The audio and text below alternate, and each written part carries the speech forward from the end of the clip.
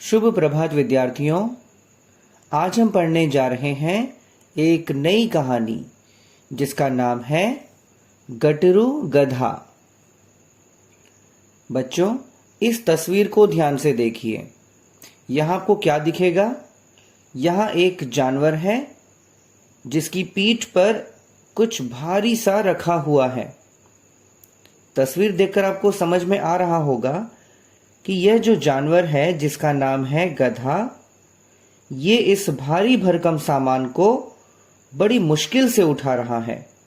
जरा देखिए उसके चेहरे की ओर। इसे उठाने में इसे काफी तकलीफ हो रही है, मगर ये फिर भी इसे ढोकर लेके जा रहा है। और देखिए इस आदमी को, यह किस तरह से एक रस्सी को खींचते हुए इस गधे को आगे की ओर लेकर जा रहा है। बच्चों, इस कहानी को प्रारंभ करने से पहले जानिए कुछ जरूरी बातें। बच्चों, ये बताइए कि आप में से कितनों को पता है कि व्यापारी किसे कहते हैं? अगर आपको नहीं पता है तो कोई बात नहीं, मैं आपको बताता हूं कि व्यापारी किसे कहते हैं। बच्चों, व्यापारी वह होता है जो व्यापार करता है, यानी कि बिजनेस। तो व्यापार तो कई प्रकार के होते हैं, जैसे कपड़ों का व्यापार, फलों का व्यापार और भी बहुत सी चीजों का व्यापार, यानी कि बिजनेस कई प्रकार के हो सकते हैं। और बच्चों, इसमें हम कुछ व्यापारियों के बारे में पढ़ने जा रहे हैं और साथ ही हम पढ़ेंगे एक बहुत ही मूर्ख जानवर के बारे में। और ये मूर्ख जानवर कौन है, ये भी हमें इस कहानी के माध्यम से पता चल जाएगा। बच्चों, इस कहानी में एक जरूरी बात यह भी है कि गलत काम करने से हमेशा हमारा काम जो है वह बिगड़ जाता है, क्योंकि गलत काम का गलत ही नतीजा होगा। आपने तो सुना ही होगा, बुरे काम का बुरा नतीजा। इसलिए सोच समझकर हमें अपने हर कार्य को कर लेना चाहिए। यानी आप जो भी करें सोच समझ के करें। इसमें भले ही थोड़ा ज्यादा वक्त लगे, कोई बात नहीं, लेकिन आप जो भी करें सोच समझ कर ही करें, क्योंकि इसका अंजाम, इसका परिणाम हमेशा अच्छा होता है। और मेहनत करने से हमें कभी भी घबराना नहीं चाहिए, क्योंकि मेहनत का फल मीठा होता है। तो चलिए बच्चों, अब शुरू करते हैं इस कहानी को जिसका नाम है गटरू गधा। एक व्यापारी था। व्यापारी यानी कि आप जानते हैं, मैंने बताया आपको, जो व्यापार करते हैं। एक व्यापारी था, वह एक जगह से सामान खरीदता और दूसरी जगह बेच देता। व्यापारी का काम क्या होता है बच्चों?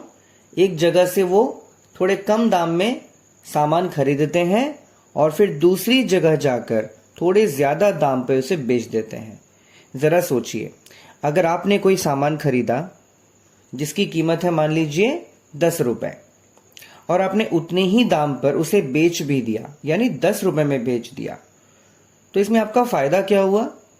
कोई प्रॉफिट नहीं है, यानी कोई फायदा नहीं है आपका, क्योंकि आपने 10 रुपए में खरीदा और 10 रुपए में ही बेच दिया। यानी जितने दाम देकर आपने खरीदे उतने ही दाम पर आपने बेच भी दिया, तो आपका फायदा क्या हुआ? लेकिन जरा सोचिए, आपने कोई वस्तु खरीदी, कोई सामान खरीदा जिसका दाम है 10 रुपए।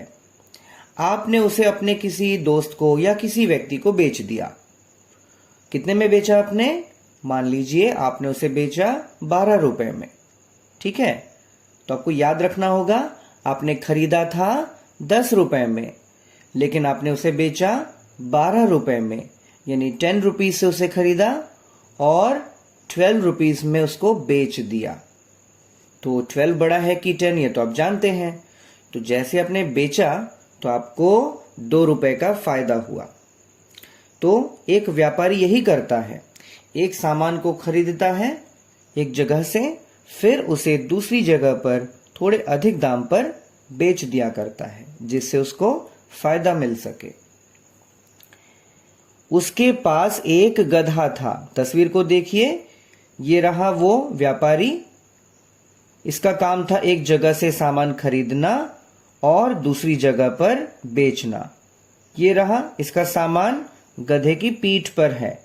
इसे रस्सी से अच्छी तरह से बांध दी गई है ताकि सामान कहीं भी गलती से गिर न जाए। और इस आदमी के पास, इस व्यापारी के पास है एक गधा, और इसका नाम क्या है? इसका नाम है गटरू, जिसका नाम था गटरू। तो इस गधे का नाम क्या है बच्चों? गटरू। ठीक है। व्यापारी उसी पर सारा सामान लाद कर लाता और ले जाता, और ऐसा कई दिनों तक चलता रहा। वो सामान लाता भी था और लेकर जाता था। एक दिन व्यापारी ने सुना कि बाजार में नमक बहुत कम दाम में बिक रहा है। ठीक है, बाजार में क्या हुआ? नमक यानी सॉल्ट बहुत कम दाम में बिक रहा है। अरे वाह, व्यापारी को तो अच्छी चीज मिल रही है, वो भी कम दाम में। उसने बहुत सा नमक खरीदा, ढेर सारा। देखिए, इतना सारा नमक उसने खरीद लिया और क्या किया?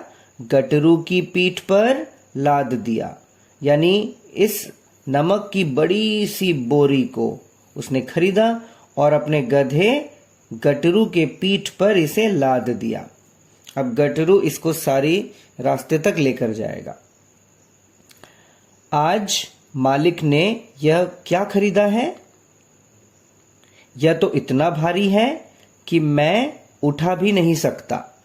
गटरू ने सोचा, अरे बाप रे, ये क्या है? इतना भारी सा सामान, मैं तो इसे नहीं उठा सकता। गधे ने जैसे ही देखा कि अरे बाप रे बाप, ये मालिक ने क्या खरीद लिया, इतना भारी है, अरे बाप रे, मैं कैसे उठाऊं इसे? मुझसे तो नहीं होगा। क्या किया फिर गटरू ने? गटरू रास्ते में सोचता जा रहा था, क्या करूं क्या करूं, अरे बाप रे, इतना भारी सा है, मुझसे तो नहीं उठाया जाएगा। गटरू किसी तरह पैर घसीटता हुआ, यानी पैरों को मुश्किल से खींचते हुए वो आगे बढ़ा।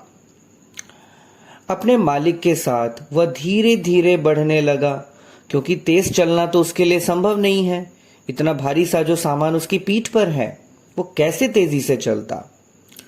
कुछ दूरी पर एक नदी थी। आप चित्र में देख सकते हैं बच्चों, एक नदी का चित्र है।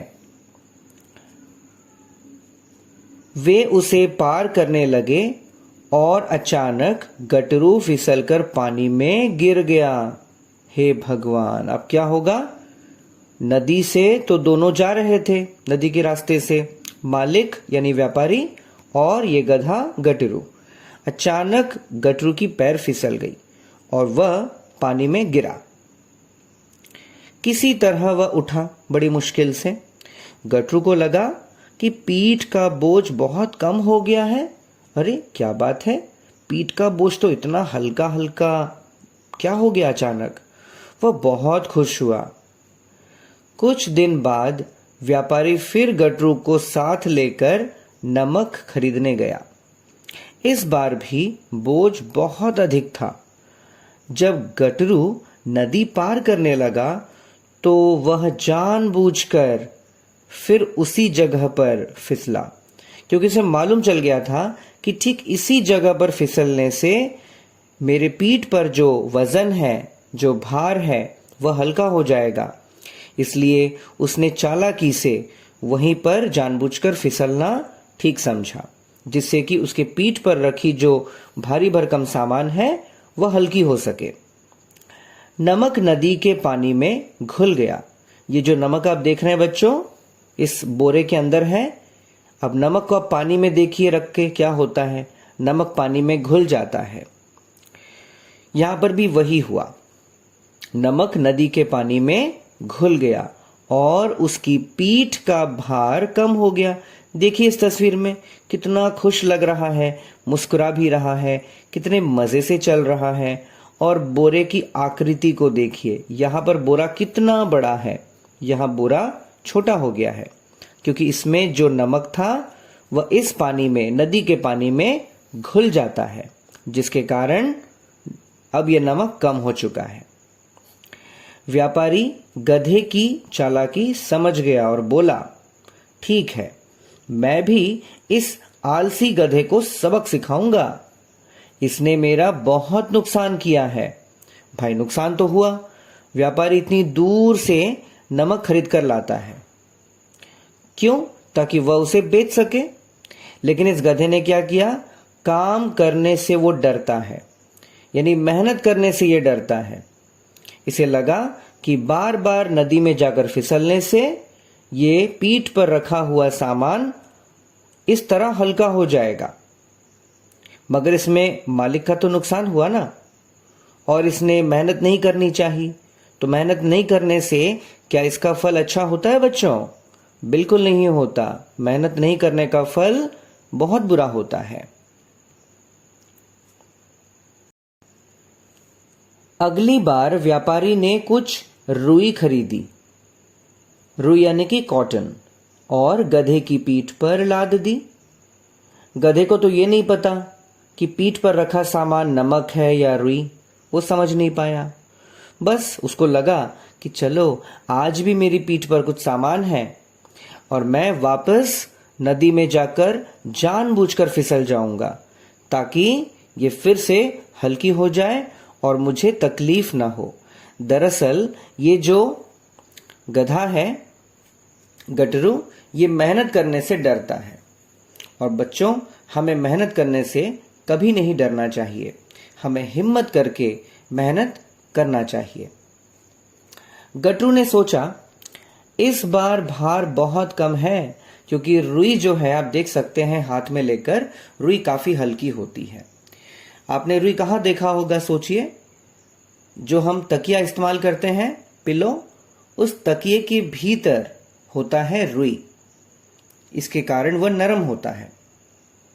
तो रुई आप हाथ में लेकर देखिएगा तो आपको महसूस होगा कि ये बहुत ही हल्का होता है, लेकिन इसे अगर आप पानी में डुबो देंगे तो बस वो बन जाता है काफी भारी। यहां भी ठीक वही होने वाला है। पहले जब ये रुई का बोरा गटरू की पीठ पर से रखा गया और उसे बांधा गया तो गटरू को लगा, अरे ये तो बहुत हल्का है, मैं तो आराम से चले जाऊंगा और नदी में जाने पर शायद ये और भी हल्की हो जाए। बस इसने क्या किया? वापस वही जो हर बार करता है, पानी में घुलकर तो यह और भी कम हो जाएगा। ये इस गटरू को लगता है ऐसा। गटरू मन ही मन खुश हुआ। वह नदी के पास पहुंचकर जानबूझकर पानी में गिर गया। धीरे धीरे रुई में पानी भरने लगा। अब रुई में पानी भरने से क्या होता है? वह अधिक भारी हो जाती है ना? अब गटरू ने सोचा, ओहो, यह क्या हुआ? मैंने तो बोझ से झुका जा रहा हूं, मतलब मैं तो बिल्कुल बोझ से दब रहा हूं, इतना भारी है। अरे मैं क्या करूं? कैसे इसे लेकर जाऊं? मैं तो बोझ से झुका जा रहा हूं। अरे बाप रे, मुझसे नहीं सहा जाता।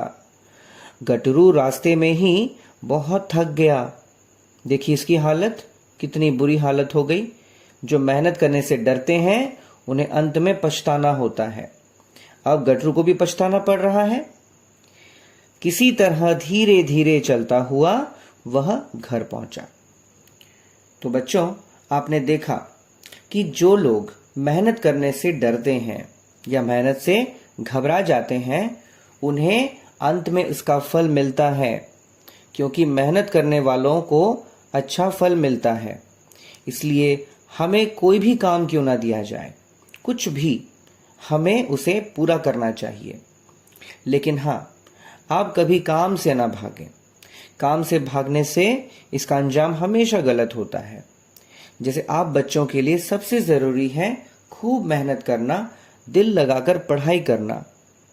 तो अगर आप पढ़ाई मन लगा कर करेंगे तो आपको इसका फल भी अच्छा मिलेगा, है ना? आपको अच्छे अंक मिलेंगे, आपको अच्छे ग्रेड्स मिलेंगे। तो आप मेहनत करने से कभी ना डरिए। जिस चीज से आपको डर लगे आप उसका और ज्यादा सामना करें। जरा सोचिए, अगर गटरू ने मुश्किल में भी उस चीज को सामना करना सीखा होता तो शायद आज उसको ये दिन देखना ना पड़ता। ठीक है, तो बच्चों ये कहानी बहुत ही मजेदार है। उम्मीद है आपको पसंद आई है। आप इस कहानी को घर पर जरूर पढ़िए और इसे अच्छी तरह समझने की कोशिश कीजिए। तो बच्चों फिर हम हाजिर होंगे अगली बार कुछ नया लेकर। तब तक के लिए सावधान रहें, सुरक्षित रहें। धन्यवाद।